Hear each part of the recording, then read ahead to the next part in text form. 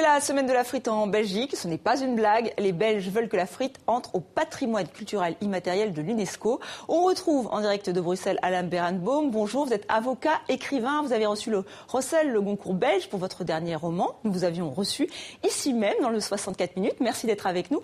On imagine que vous êtes aussi fritophile. Juste. Oui. Écoutez, oui, il vaut mieux être fritophile quand on vit en Belgique. Vous savez, l'agrément de la frite, c'est pas tant la frite que le plaisir qu'il donne d'être avec les autres, debout dans la rue devant ce qu'on appelle un frite-cote, une friterie en France, un frite-cote, et d'attendre, parler aux uns et aux autres, et ensuite de dévorer à deux, elle et moi, une frite, puisque ce qui est formidable avec la frite, c'est évidemment l'aliment le plus érotique, puisque on peut manger une frite à deux jusqu'à ce que les lèvres se collent l'une à l'autre. Je n'y avais pas pensé. Alors, plus sérieusement, est-ce que vous pensez que ça peut rassembler les communautés, c'est-à-dire du pays, les néerlandophones, les francophones, les germanophones? Est-ce qu'il peut y avoir une union sacrée, si j'ose dire, autour de la frite? Certainement, ça efface les différences entre francophones et flamands, mais ça crée une autre différence, car la Belgique est partagée en deux, ceux qui aiment les frites avec la mayonnaise et ceux qui aiment les frites avec la moutarde.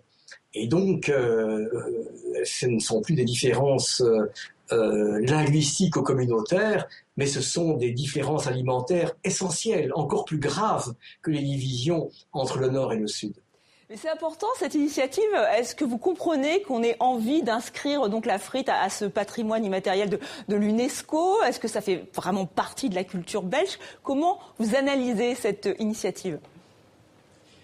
Oui, alors la frite est sans doute un symbole, une espèce de nostalgie d'une autre Belgique, d'une Belgique d'il y a 50 ans, bon enfant, avec, comme je le disais, des gens qui, le soir, après le concert, ce groupe, ou enfin après-midi, ce groupe autour des frite-cotes qui sont des petites baraques en bois qui débitent les cornets de frites.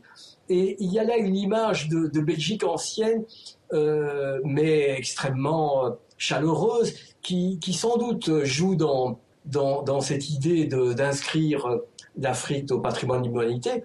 Et surtout, c'est l'aliment qui est le même dans les deux régions du pays, parce que, je sais pas moi, quand on parle de Waterzooi, c'est un plat typiquement gantois. Quand on parle de boulet à la sauce chasseur, c'est un plat typiquement liégeois.